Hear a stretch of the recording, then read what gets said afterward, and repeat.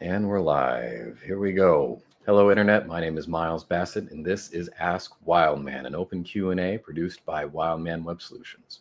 Wildman Web is a digital agency based in Lawrence, Kansas. We specialize in helping small businesses get online, do websites, mobile apps, social media, the works. And a while ago during the pandemic, we had tons of small businesses trying to get online for the first time ever, and we were getting a ton of questions. So we decided we're going to come on here every week and do an open Q&A, answer those questions live to the world, and hopefully get some more information out there to help small businesses get online or leverage the online presence that they already have. So we're still doing this here, live streaming out to Facebook, YouTube, and now LinkedIn. So pick your poison there and watch us every week. If you're not catching us live, you can still be part of the conversation by emailing us your questions. You can send those questions to askwildman@wildmanweb.com. I do have that address scrolling below me if you need it. Otherwise, just visit our website at Wildman Web for more information. All right, going to have a conversation today with my friend and partner, Mike Hanna. Let me get you on here. There we are. Hello, Mike. Hello, Miles. Good afternoon, sir. How the heck are you doing? I'm doing well. How about yourself? Never been better. Pinch me. I might be dreaming, Miles. Pleasure to be with you. That's pretty good. So like I said, here we're trying to put out some good information specifically for small businesses trying to get online.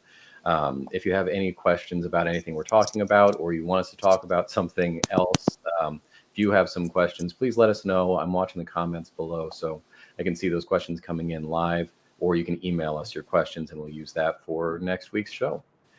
Today, though, we wanted to talk about a subject where we get a ton of questions. I personally have gotten a few questions from clients just in this last week on this subject, so we just wanted to hit a broad conversation on the topic of e-commerce. Now, e-commerce is just a fancy word for buying and selling stuff online. That's really all it is. Just going to demystify that phase. Any way that you can sell online, that can be an online retail store, that could be selling through an online marketplace like Amazon or eBay. That also includes things like online ordering for restaurants, or something like that. We don't necessarily think about that as e-commerce all the time, but I'm going to put all that into the same bucket. Anywhere you can put your business online and buy or sell, either on your own website, on a social platform, or on a third-party marketplace, that is e-commerce. It's one of the fastest growing industries in the world. It's becoming more and more competitive and more important for businesses of all sizes, including our friends in the small business community, to be online and have some sort of e-commerce playing. So if you have any questions about e-commerce, you want us to talk about anything particular, or if you've had a specific issue, please throw that in the comments. Otherwise, we're going to do a little bit of a high-level conversation about e-commerce and hopefully end with some actionable items, some things that you as a small business owner can go out and do today. Mike, just how important is e-commerce now in 2022? I know we've talked about it in terms of pandemic when everything was shut down, but now that we are somewhat post-pandemic, post-COVID here, where do we sit on the whole e-commerce train? Miles, breaking news. It's not important at all anymore. No one's on their phones or the internet whatsoever. They're certainly not buying things on it. No, obviously. It's still growing. It's still growing, even though obviously in-person shopping is back in a big way as well. But, as we talked about during the pandemic, when consumer behaviors shift and then they become habits, it really takes something fundamental and profound to reverse that. And so this is going to be the trend, moving forward for a long time. And it's even expanding and growing. Now we're getting into things like voice search and e-commerce through that. And, I just thought as you were doing your intro there about how far B2B commerce has come, e-commerce has come. That was even like a whole category that we really didn't even think of, like in the early days of e-commerce. It was always B2C, but this is becoming a really, really big thing. in just about every single space that you can imagine. And if you aren't doing direct sales, necessarily through your online presence, you are at least getting the end user up into that sale point, like I said, in pretty much every single profession, industry, and type of business out there today. So, yeah, I don't see it slowing down whatsoever, Miles. Well, one of the main strengths of selling online, I think, is just that it's so low maintenance. It's always open. It's like having another storefront out there that's open 24/7, always making sales. It doesn't have some of the limitations and expenses and challenges of an actual physical location. No matter what, if we're in retail or if we're in the restaurant industry or we're in the event space or the service industry, whatever it is that you're doing, if you can find a way to get this online and have some sort of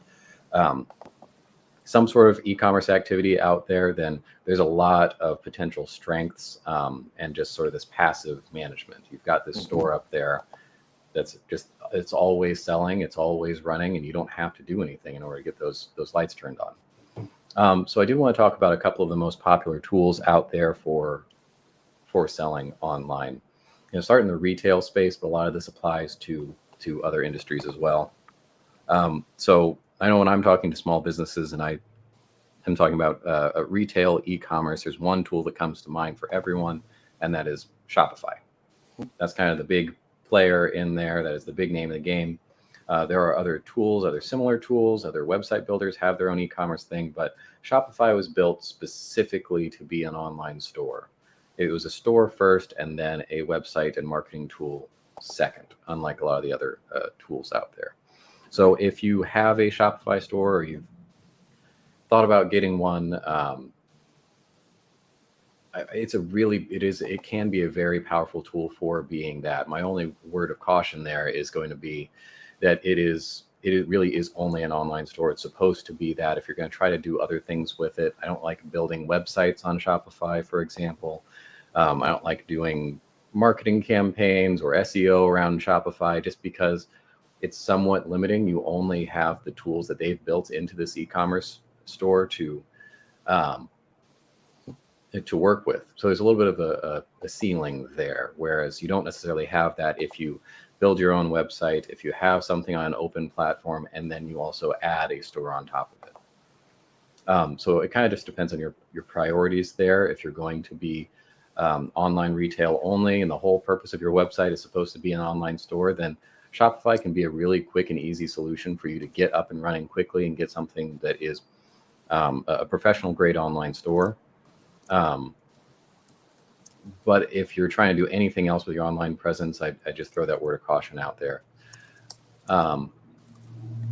Yeah, if you have any questions or experience with Shopify, please throw that in below. There's tons of great tools out there, but you have to be careful about those closed platforms. I know we've talked about this on this show before. A closed platform is just something where it forces you to work within itself. It's not like it's not an open platform. It's not open source. You'll see that keyword around a lot as well. But Shopify plays with Shopify. You have to host with Shopify. You have to have their website. You can't put a Shopify store on a non-Shopify website, for example. So we have people coming to us all the time who are either thinking about starting up an online store and they're looking at the potential limitations there, and we can advise them one way or another, or they're coming to us with an existing Shopify store and they're wanting to do all these other things, and we have to say, yeah, you can't really do that within that platform. We're going to have to shift you over to something else in order to achieve those goals that you're wanting. And much like website hosting or the technology you use to build a website, shifting an online store is a big deal. Migrating all of that data is a big deal, especially if you are a large retail operation. You've got tons of SKUs to transfer over. That's a major chore. Now, we're happy to help people out with it, but it is a major task, a major undertaking, and not one to be taken lightly. So yeah, if you have any other questions specifically on Shopify, Mike, do you have anything to add to the whole Shopify conversation? No, I think you pretty much nailed it. it's nice because it's relatively easy to get up and going on Shopify. But people who are really serious about e-commerce, they're probably going to hit a wall sooner rather than later in terms of what they're able to do and what they want to do.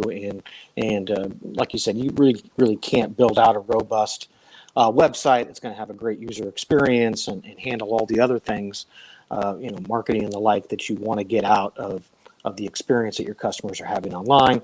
That being said, for some people, it's simple and it's all they need, but it's just like anything else. You're going to get what you pay for, right? Yeah. And so that kind of brings me into one of the other tools I wanted to talk about, which is the free option. I'll put big air quotes around the free option.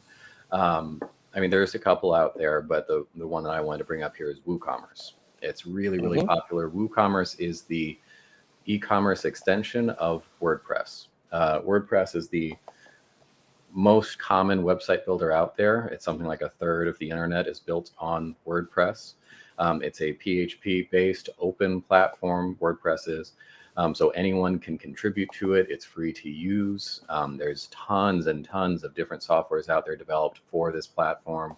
You'll hear about themes and plugins. These are all developed by private individuals out there on this open platform. That's one of the reasons WordPress is really popular and has kind of taken over the internet in the way that it has, is because it's open and anyone can contribute to it, anyone can add to it. And so there's been just a major influx of content created and functionality created for that platform over the last few years. WooCommerce is the same way. It's open, anyone can add to it, anyone can build out functionality for it, build out plugins to go along with it. And so it's highly extensible. You can do a whole lot with it. The downside is that you have to do a whole lot with it. It's not going to just work out of the box. So Shopify, for example, or other comparable e-commerce tools, you sign up, you get an account going, they handle everything, and all you have to do is add your products, tell them how much to charge for it, and you're live. It works right out of the box. WooCommerce, well, first of all, it doesn't work on its own. It is just an arm of WordPress. So you first have to develop a WordPress site in order for it to live on. You then have to install WooCommerce, set that up, configure just the base WooCommerce software, and then build out your store. So there's a lot more work on the front end of it. This allows you to have a very personalized and configured, personally or uniquely configured store on your website. So you can do whatever you want with it. So it's very personalized. But there's a ton of work up front. And if you are not technical, that means you're going to have to bring in a developer, work with an agency, pay a professional to get in and get this set up. If you want to tackle it yourself, you can do that. It's not crazy difficult. It's not rocket science. If you have a technical background, or you're just good with computers, or you have some website design background, or you're familiar with WordPress, then most likely you'll be able to figure it out and get something up and going. It's just going to take you some time. Major upside, it's free and open. You can set up a WordPress site and get WooCommerce on it and configure it in order to sell something online without paying a cent. All you have to do is get some hosting somewhere and get a domain, but the actual software to set up e-commerce is totally free. So that's the rundown on WooCommerce there. Mike, do you want to jump in on any of that? I'll just probably echo what I said before about Shopify. I mean, I actually had a meeting with somebody just last week, I think it was, that they had set up their own WordPress site, set up WooCommerce, and done everything their own, and spent literally next to nothing. And just a few months into their business, and they were already like, okay, I've hit a wall. There's more that needs to be done that I can't do here. So yeah, like I said, it works great for some people, and not that you can't build out an extensive store on WooCommerce, but there's certainly better options out there. There's a different kind of ceiling there with, if you're going with Shopify, you're going to be limited at some point by the software, by the tool that you're dealing with. On WooCommerce, more likely in that situation, you're just going to be limited by your know-how. And so you're just going to have to, at some point, go out and contract someone else. But one of the cool things you can do with WooCommerce is build on to it. You can extend that into something a little bit larger, a little bit more personalized. And if you get someone that really knows what they're doing, then you can build a pretty extensive e-commerce solution on WooCommerce. But there will be some sort of limit to what you can what you can do yourself. Another benefit of that is that it is on an open platform, so you're not tied to a particular vendor or anything. You can switch hosts if you want to. You can build a whole new WordPress website and have your same WooCommerce store on there. So you're not quite as bound to, say, Shopify. If you have a Shopify store and you decide that you hate Shopify, there's nothing you can do except for go out and start from scratch somewhere else. Right. On WooCommerce, there's a lot more that you can do with it. You can move it around. You can decide that you don't like your website host or your web developer or whoever set this up for you. You can move to another vendor and still stick with the same tool set. And then that comes to kind of the third option here, and this is the one that I like using a lot. This is just standalone e-commerce tools. So these are tools. They are not website builders. You can't build a website on them. They are just built to be, you also see the term online shopping carts or something like that, where you can just pick them up and drop them onto a website. Usually there's an embed code or a widget or something that you copy and paste on there, and it can work pretty much anywhere.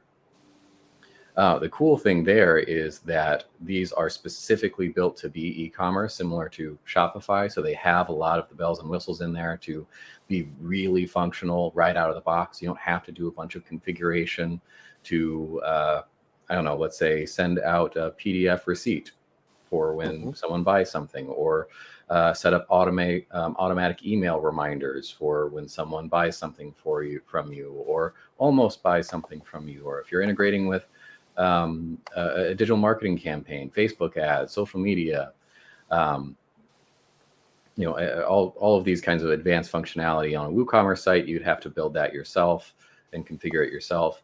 These tools will have a lot of that advanced e-commerce functionality right out of the box, and they are transferable. So at some point, if you decide you don't like your website, if you want to move from a Wix website to a WordPress website, you can take your e-commerce store and move it from one to the other.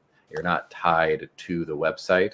It's a completely independent, transferable online shop that you can do whatever you want with. These things are usually subscription-based tools, so you're going to pay $5, $10, $20, $40 a month, something along those lines, depending on which tool that you're using. But I like that you're not quite so tied down. It seems to be the best of both worlds in my mind.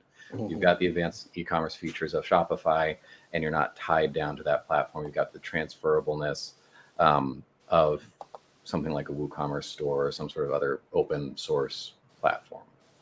So that's typically, if I have someone coming in saying, hey, I want to start selling online, how do I do that? Where do I start? Unless we have a really good reason to go a different direction, that's probably going to be the direction that I recommend people go. So I guess if you have any other questions, Mike, if you come up with any other individual questions you've gotten from clients over the last couple of weeks, how to get started selling online, or any other kind of e-commerce questions we can knock out today. Let me just give maybe a few words of advice, and then I'll throw it back over to you, Miles. But just based on some things that I've seen people either doing or not doing with their e-commerce stores and experiences. The first thing, obviously, you got to make sure that everything is completely mobile friendly, and think about it, mobile first. It is really becoming a huge thing that people are spending. Not only their time through their phone on the internet, but making more and more purchases through their phone every single year. We see that number growing, and again, don't plan on it slowing down. So make sure you're doing that. There's a lot that we can do in terms of, again, if we have good data, which we've talked about, first party and zero party data before on the show. But if you're able to leverage that can really improve your conversions. You can also do things like personalization, which will really improve your conversions as well. But again, you got to have the zero party and the first party data to back that up. Be flexible in the payment options that you're allowing your customers to do. There's all kinds of options out there, and people expect to be able to use any kind of major credit card, Apple Pay, Google Pay, all of those things. So If you haven't already updated that, make sure you're doing that. Great content is always something that you need to invest in order to get a good ROI on any kind of commerce, but especially on e-commerce, specifically video. There's a really short window between somebody seeing an ad or seeing a piece of content, being able to click a button and purchase it right there. So that's going to be the main thing that is going to actually drive traffic that gets results, is the quality of your content. The second main thing will be the user experience when they get there and how easy it is for them to make a sale. So those are just a few tips, that I'll throw out there, Miles, of do's and don'ts. And I've seen people do also chatbots. We talked about that a lot on the show, but I'm a huge believer in chatbots, and that is certainly something when we talk about e-commerce that we see a major improvement on conversion rates when people start implementing a really good chatbot. Yeah, and for those of you that might be on the fence about setting up e-commerce to begin with, I know there's at least one of you out there that's thinking, why do I need to be doing this? I think that there's a couple of really good reasons. One, that you're expanding your audience base. You could get yourself in front of people that you couldn't otherwise get in front of.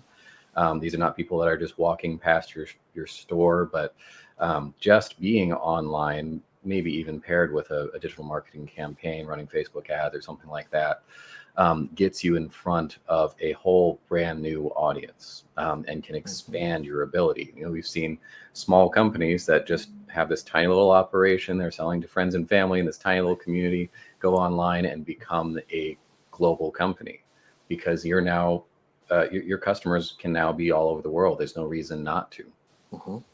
And so all of a sudden they're selling all over the place just because there's a much larger market at your disposal. The second thing is that you can leverage the technology, especially if you're using one of these tools that work out of the box. You're using a Shopify store, using some sort of third-party e-commerce tool that's already set up. There's tons of functionality and features in there to help you upsell or increase the lifetime value of your customers. So they're not just making that one sale and moving on. Maybe in order to buy, they have to input their email, and then you continue to email market to them afterwards. You're collecting that zero and first party data as part of their checkout experience. You're using a chatbot to talk with them and personalize things. You can get people to come back for future sales. One feature I really like that we have built into our e-commerce tool, for example, is a tool to help recover abandoned shopping carts. These are people that have come to your website. They've shopped around, they put stuff in the shopping cart, they've almost bought, they've done everything all the way up to pressing that purchase button. And then for some reason they decided not to. They said, maybe not now. I don't want to spend the money, whatever their objection was. But we still have that information. We've captured that. And so we can automate that process and say, if someone left, maybe an hour later, they get an email that says, hey, you forgot something in your shopping cart. Or tomorrow they get a message that says, hey, come back, finish this transaction, we'll give you 5% off just for doing that. Or whatever you want to do, all of these different automated processes that you can build into your online shopping experience that we just don't have those kinds of options in in-person shopping or in a brick and mortar type of situation. Online, it's a fully technological solution. And so you can really leverage that in order to make more sales, to increase the basket size, increase the lifetime value of all of your customers, and overall just get a better return on the entire thing. So hopefully that convinces the last remaining holdouts out there thinking they don't have to be online, they don't have to have e-commerce. If you have any questions on any of this, if you want to talk a little bit more specifically about your business, how to get yourself online and start selling, again, on your website, on social media, on third-party marketplaces, wherever it is that you want to be, then let us know. DM us here at Wildman Web. Find us on our website, wildmanweb.com. Mike, any closing thoughts? Hopefully e-commerce related. well, dang it! No, I was going to go. I was going to go he off opens topic. his mouth, and you never know where it's going to go. So. Yeah. Don't just ask me to start stream of consciousness. It'll scare everybody. But I want to go back to what you said in the opening, Miles. Is why wouldn't you want your store open 24 hours a day, 7 days a week? And like I said, yeah, even B2B companies out there right now who never thought about e-commerce or reimagining what that could be, especially if they sell some sort of subscription or SaaS product or something like that. And yeah, just think outside the box and put yourself in your customer's shoes, and go back to the saying that we always have is don't make your customer jump through hoops to give you money, and make the process as easy as possible for somebody to purchase a product or service from you. Awesome. Well, I'm going to say it's a strong close. Again, if you have any questions, you're not catching this live, then please email us with questions at askwildman@wildmanweb.com. We'll use that for next week. And we will see you next week. Mike, thank you very much. Appreciate you. All right, again, follow us, Facebook, YouTube, LinkedIn at Wildman Web, and we'll be live streaming again next week. We'll see you then.